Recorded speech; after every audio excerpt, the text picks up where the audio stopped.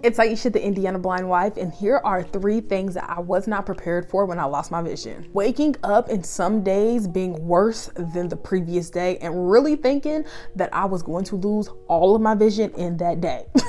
That still trips me out to this day. Having to learn to do literally every little thing. The first thing that I remember my voc rehab counselor showed me how to do was walking up and down steps, having to read again, because when I lost my vision, I had went from reading, regular 12-point font print to literally reading like 44 font print and being like, still like, I can't see it for real. So knowing that I'm gonna have to relearn every single thing. So if you're going through vision loss, honey, it's going to get better. Trust me.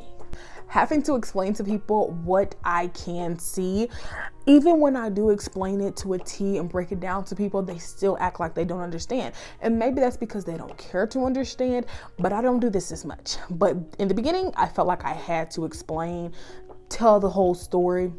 You're not getting that out of me.